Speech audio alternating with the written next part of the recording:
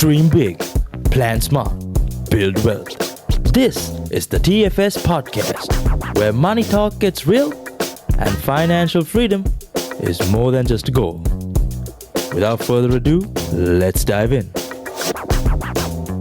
Welcome to this special International Women's Day episode of the TFS Wealthcast podcast.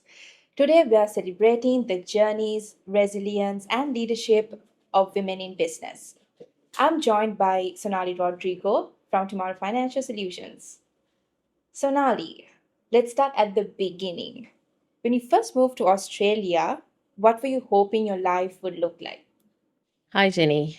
When you move to a new country, right, everything is unfamiliar. You need to get used to the systems. At the time when we moved, we had just got married. We moved 2 weeks after we got married. And then we were very young, so we didn't have a lot of networks or anything built up. So, it was quite daunting, to say the least. But it was also exciting and challenging in a way as well, because we felt like we had our whole life ahead of us. Um, people call Australia the lucky country. So we were like, okay, so if we work hard enough, we should be able to make something of our lives out here. So we wanted to see, where it could take us. So it was, a bit of both. And leaving home is always a Of course, yes. bittersweet. My family was there, Brahma's family was there. So we were just two kids, just moving countries, hoping, to make a success out of it. But it panned out well, I think. Of course it did. That's great, and of course it's a huge step to take. Yeah, So, definitely. so when you all moved initially to Australia, what were the biggest challenges that you all faced? I think so. I had finished my studies by then.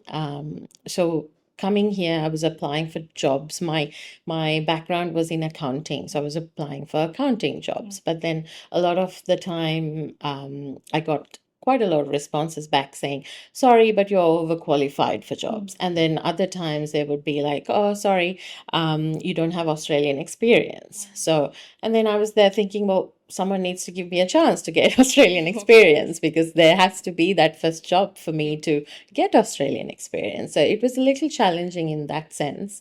And then, sometimes you feel a little disheartened as well when a job search is not going great. So, there was a little bit of that. And plus, we were new to the country, like I said, we got married and moved here. So we had not really lived our adult life in another country. So this is where we were starting our adult life, essentially, starting a marriage. So all of that, it was new territory for us. So there were quite a lot of unfamiliar things we needed to get used to.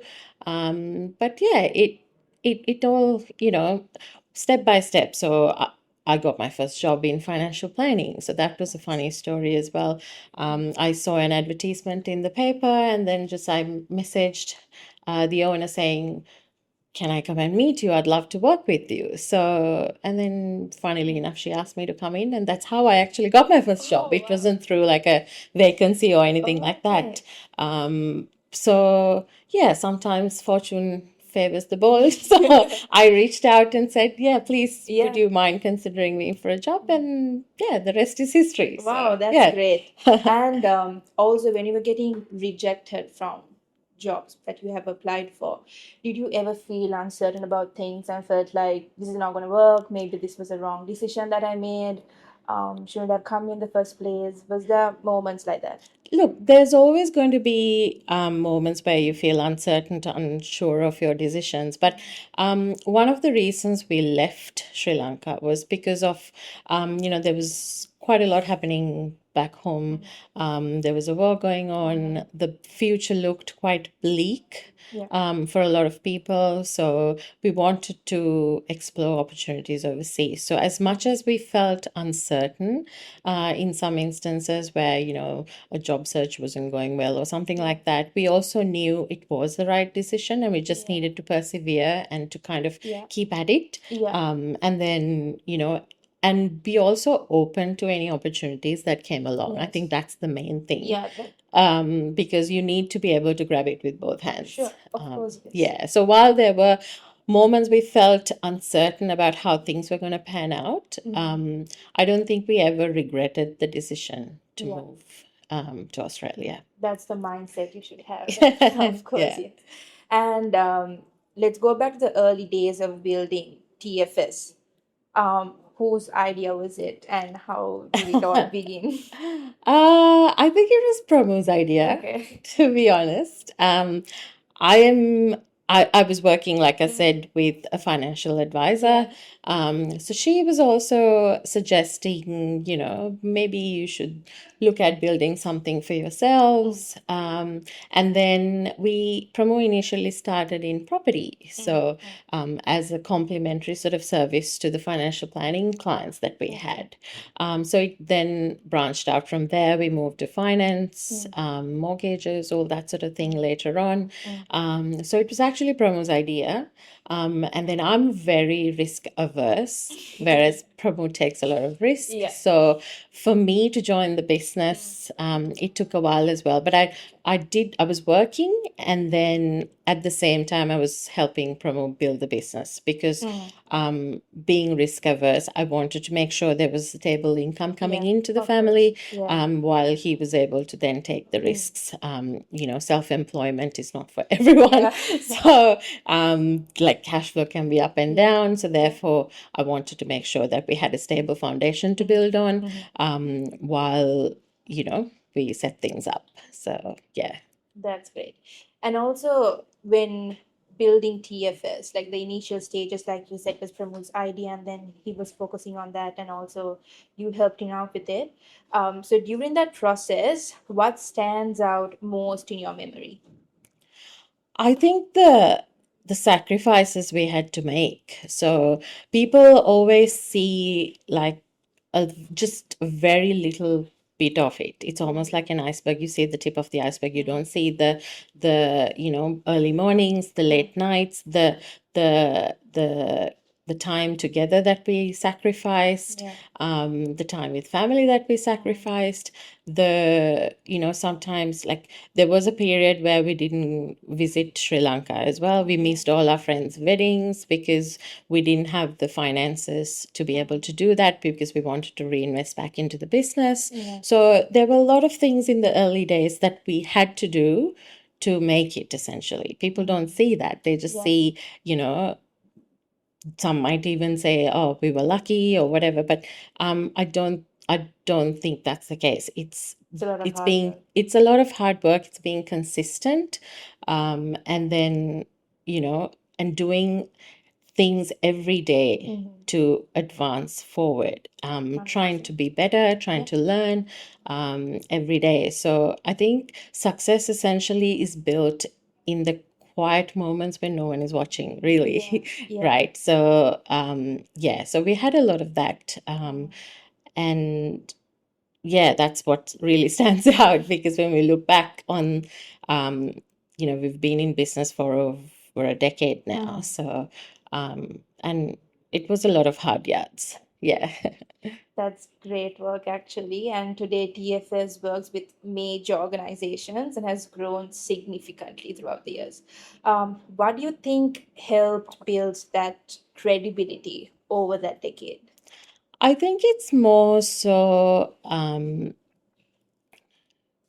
being true to yourself, doing the absolute best you can for your clients. And then over time, people learn to trust you. People learn to sort of, there were times when even if it meant that we turn business away. Sometimes we'll be like, no, that's not the right thing for you to do, so don't do it. Even if it meant that, we could have turned it into a business. If it's not the right thing for the customer, we would say, no, don't do it. So I think over time, you build up a certain level of credibility and trust with customers. And that is essentially what I think,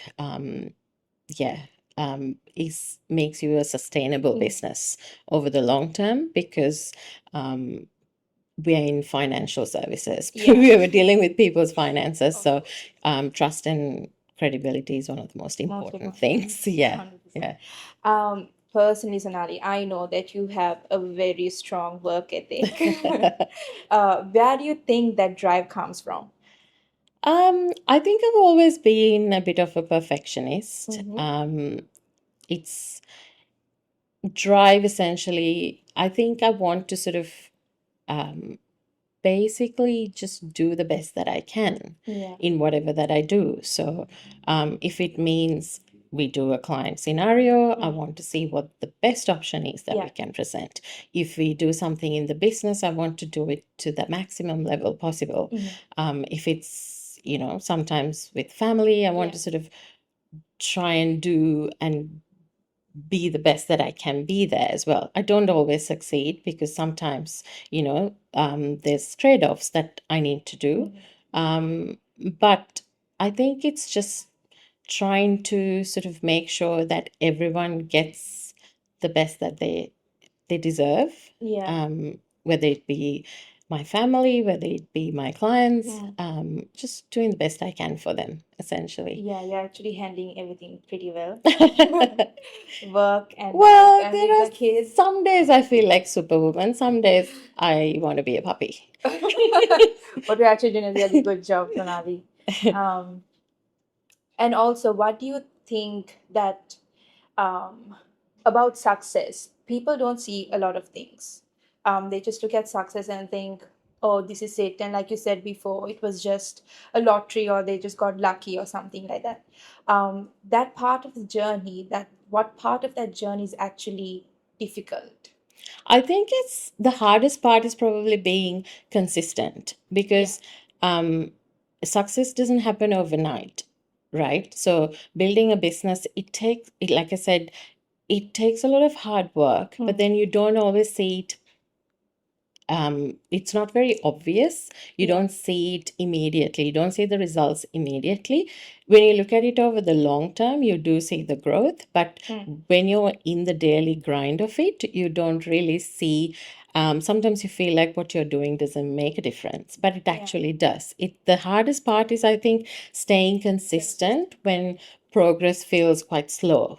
Right. So even when you don't see what you're doing, when you put one foot in front of the other, be consistent. Over time, it makes a significant difference, right? In terms of the brand that you're building, the credibility that you're building with your clients. Sometimes customers might not even do business with you right then and there, but they will always come back, right? So you might feel like, you haven't done much or achieved too much, but when you look at it, when you look back, you'll see, oh, we've done quite a bit. But that is because you did put one foot in front of the other, and you stayed consistent. So when you're in it, you don't really see it. I think that's one of the hardest parts, to be able to sort of keep going when it feels very slow, and consistency is key. that's the Because a lot of people, they just want to give up once it gets difficult. That's right. They don't want to be consistent. Correct. They just There are a lot of small businesses that fail in the first year or two of operations.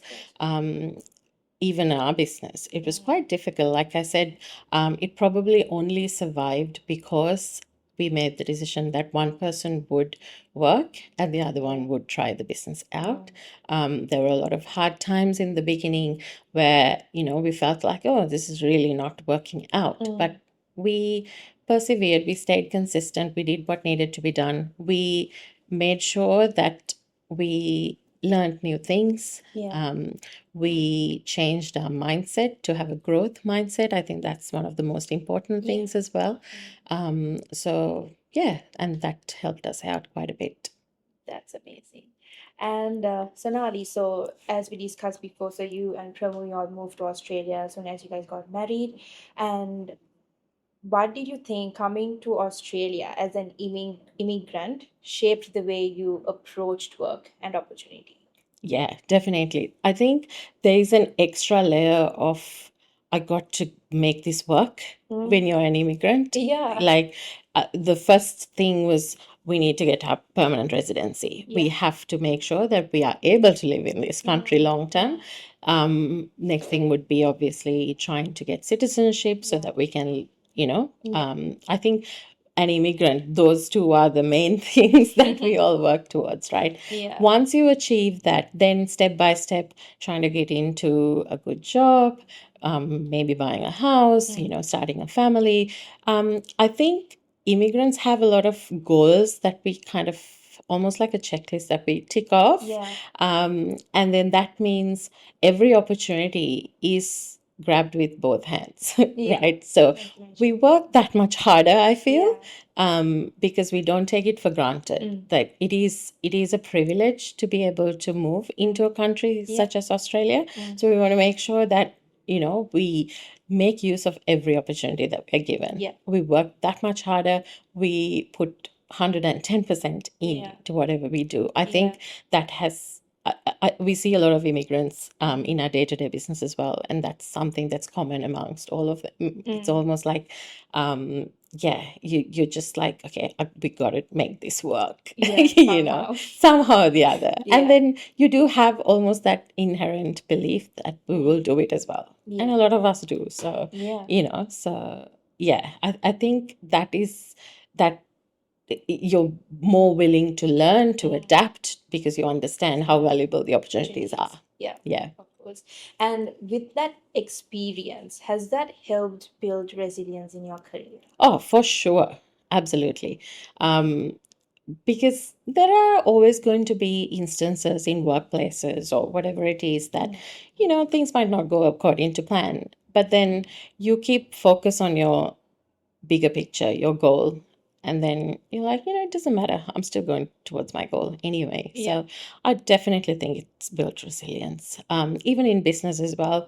Like I said, to be consistent, to do all of that, you almost have that ingrained in you. You got this opportunity because, you want to make sure that you make the best use of it. Yeah. Yeah. 100%. And Sonali, we always see you, you're on the run all the time, school pickup, and then having team meetings, and then giving us the right guidance. So with running a business and leading teams can be demanding. And how do you stay grounded and protect your energy? Because you're always so energized and you're I'm managing so very many precious things. about what I decide to spend my energy on. Okay. I'm sure you would have noticed I don't waste a lot of energy on non-value adding things, right? So I just think it's a waste of time. If even, for example, if a team member has done something wrong, what's the point if they know that they've done something wrong, if I know that they've done something wrong? Other than to help them correct it and to make sure that they don't do it again, there's not a lot of point in wasting my energy on being angry or, pulling them up or, any of that. I'm precious with my energy in such way that, okay, you understand, I understand, let's do this, move on, right? So we do quite a bit of that. I mean, we do that all the time. Yes, right? So Yeah. because I understand the people who work here with us. They are also invested in the business, right? They're here to learn, they're here to do a job, and they value the mentorship that they get from here. So, I'm sure they want to do their best. So if there's something wrong done, I mean, let's all fix it and move on, right? And provide better guidance and clarity for next time, so that, that might not happen. So even with things like that, so even like I do a lot of my teams meetings in the car, with school drop off, pick up, all that. I try to make whatever time I have as efficient as possible. Yes. Right. So, I'm try to multitask as well. You do that a lot. Personally, I know that.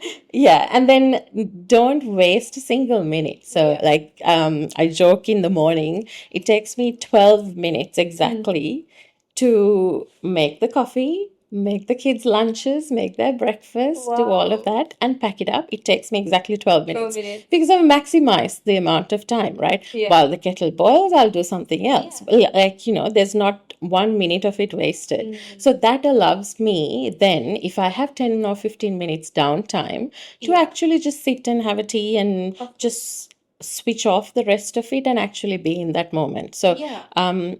a lot of my time, I try to protect it in such a way that I am present and intentional about it. Yeah. So that helps me conserve energy quite a bit. Yeah. So, and then also, I firmly believe that there's no point doing something if I'm stressed out or pissed off, or there's Yeah. just no point. To me, the destination journey, like people say, the destination matters, right? For me, the journey matters. If I'm going to get to a destination, I want to get to it feeling quite peaceful and zen, right? There's no point just getting there, Yeah. being stressed and achieving Yeah, something. yeah. There's no pleasure in it for me, right? So Yes. I'm very careful with my Yeah. energy and how I choose to spend it. So yeah. That's really nice how you see certain things in different angles with like time and prioritizing tasks for that day and see what's important for that day and get that done. That's right. Yeah. So, like, some days, I'm sure you guys have visited my house, it looks like a bomb has gone off, but that can be cleaned up, right? It can be cleaned up by me, or it can be outsourced to someone to be cleaned up. I'd rather just spend time talking to my daughter as opposed to spending Of time course. cleaning up. Yeah. But that's the way I prioritize things. That's not to say it should work for someone else, right? But that's just how it is. You have to prioritize what you can. There's a certain limit of energy we all have, right? Of course, So yes. what you choose to spend it on is your choice, Yeah. right? So yeah, That's great. And so with the kids and like, your personal life. So what does balance look like for you while managing a busy career and personal life? Like you said, like sometimes when you go to do the school pickup, you always have Teams calls with us Yeah. to discuss about files. So what does that balance look like to you? It varies on different days. There are times when work comes first, but there are also times when the kids stuff comes first, right? So, for example, the other day, Haley was taking assembly. And then she was getting up on the podium, and then she got a chance to read something out. And, I had a lot of work on that day. But then I thought, you know what? No, I need to be there. And then I'm sure a lot of moms listening would understand this. Yeah. They scan the crowd to see you, and the moment they see you, she had the biggest smile on her face, and Yeah. she's like, "Oh, you came, right?" So if I hadn't been there, she would have been so disappointed. And you kind of need to balance it out, right? Yeah. So there are days when sometimes they come to the office and they wait for me to finish work, or things like that. So it's up to me to kind of prioritize and understand where I'm needed most, and to kind of be there. And then also balance from a personal point of view. Like I said, there are times when I feel like, okay, I need to switch off for about 10-15 minutes. Then I do take that time, because otherwise I wouldn't be able to be the best version of myself, essentially, right? But then if I do take that 10-15 minutes, I don't want to think about the million things I have to do that day. I'm just going to be like, okay, I'm just going to doom scroll. Right? So at least then when I come out of that time, I'm like, okay, I did get 10 minutes to switch off. Now I'm ready to do whatever it is that's next on my plate. So it's, like you said, it's again the choices that we make, right? How we choose to spend our energy, basically, and balancing it in a way that works for you and everyone around you. Yeah, because I've never seen you angry. Or Well, yelling. my family will beg to differ, but yeah. So that shows like you take your break. Like I when do, yes. Yeah. That's actually something that we all need. I to make probably sure- should take a bit more break. Yeah, Of a break. because you're always But on the run. yeah. That's actually great. Like, prioritizing what needs to be done on a particular day, where you need to be, and then if you feel like you're stressed out, take minutes off for yourself. That's actually great. I mean, look, Sonali. it's not life or death here, right? Yeah. At the end of the day, yeah, It is what it is. yeah. And what advice would you give young women who wants to build a meaningful career but doesn't know where to start? I think grabbing the opportunities that you get, Yeah. having an open mind is one of the Definitely. biggest things. Yeah.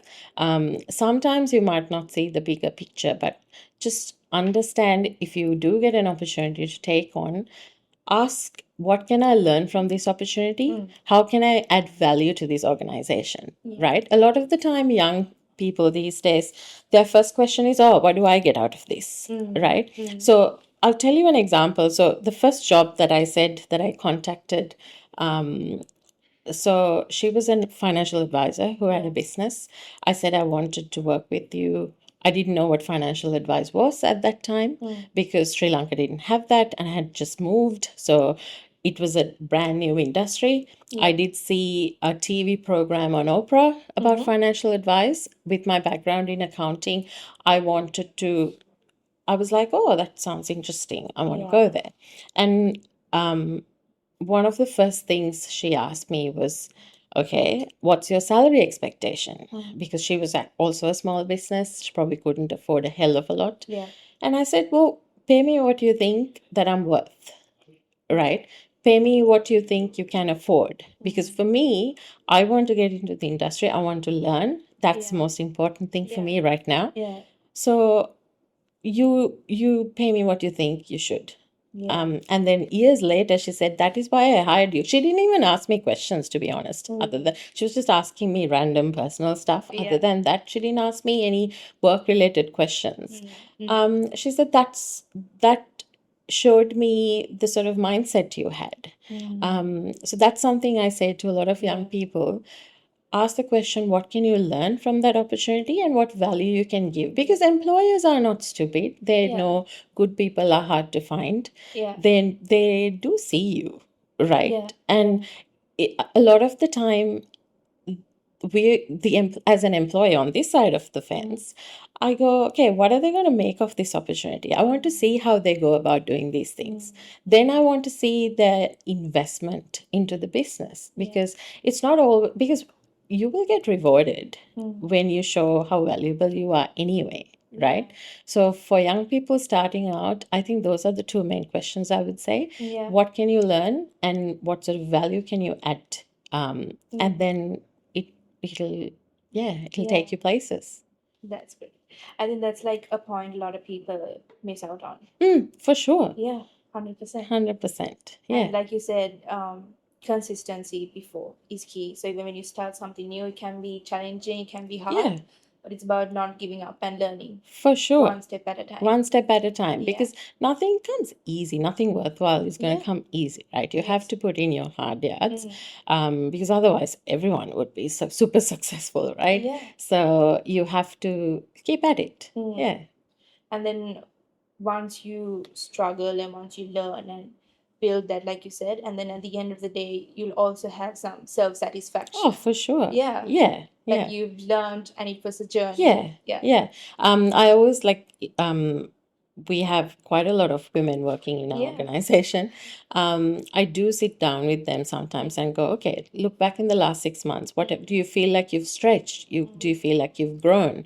Do you feel like you've learned new things, learned new skills? Do you think, because that's one of the things I'm passionate about that I used to do in my first, second, third jobs as well.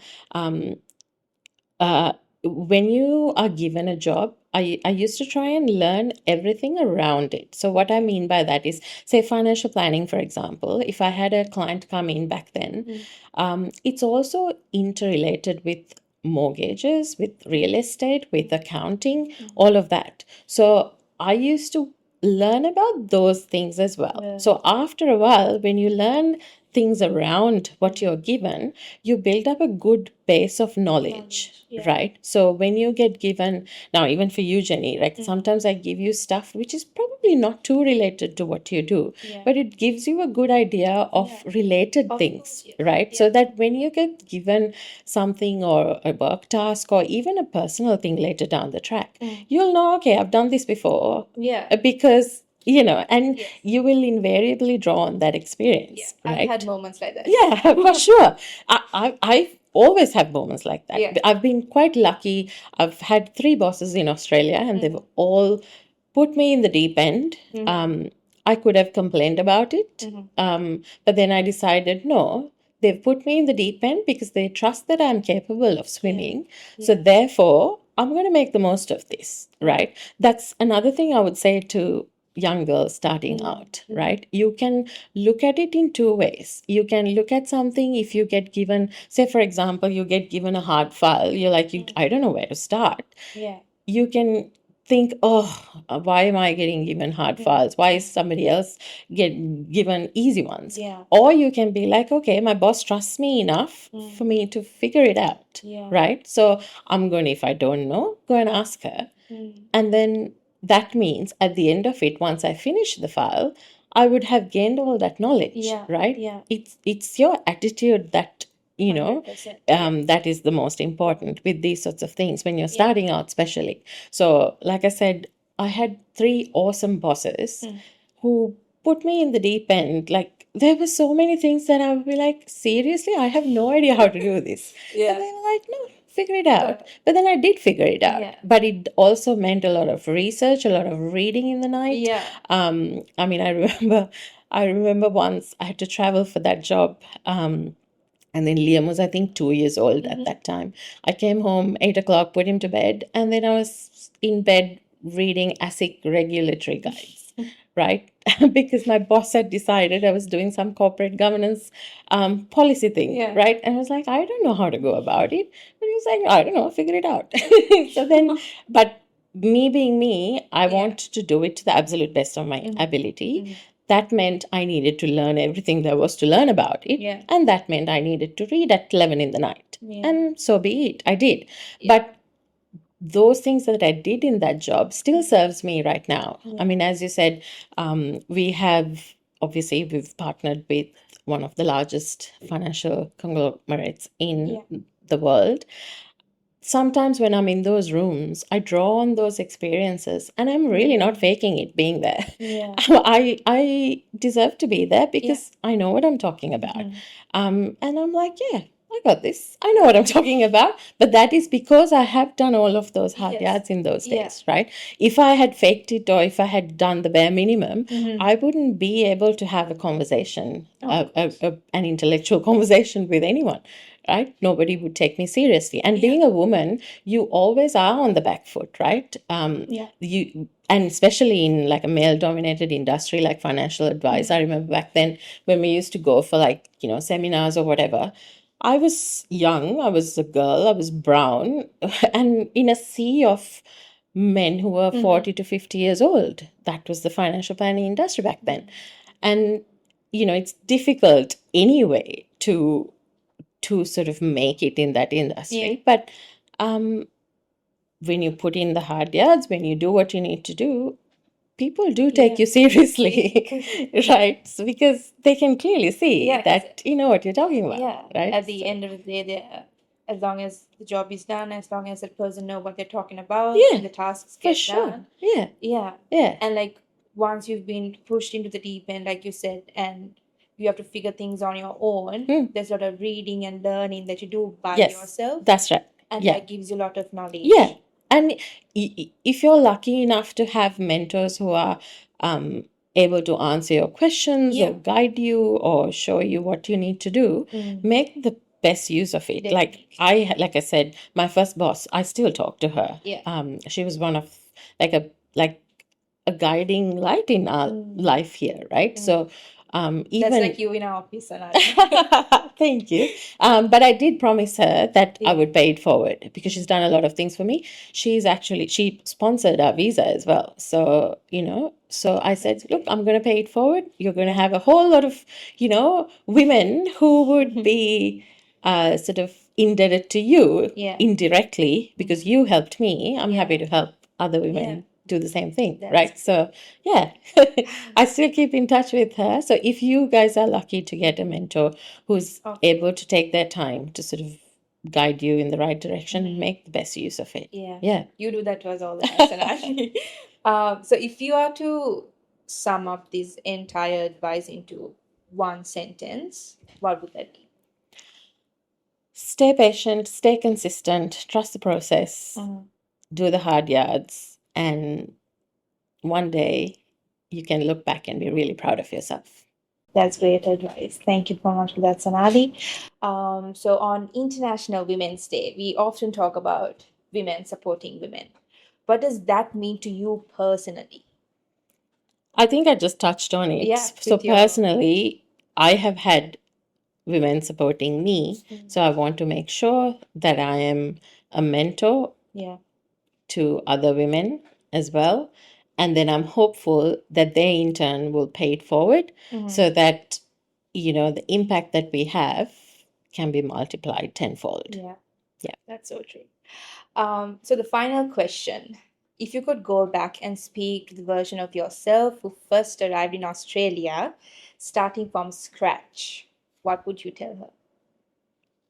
Oh, I was a very shy, introverted, I'm still shy and introverted, but person back then. Wasn't very sure of myself back then. But I would say do what you did back then. And every challenge will eventually become a lesson. Every step forward will build something bigger than you ever thought possible. So, yeah, I would say Brilliant. keep going. That's great. So, Sonali, thank you for sharing your journey and your insights with us today. Your story is a powerful reminder of what resilience, belief, and hard work can build. Thank you so much for your time. Thank you, Jenny.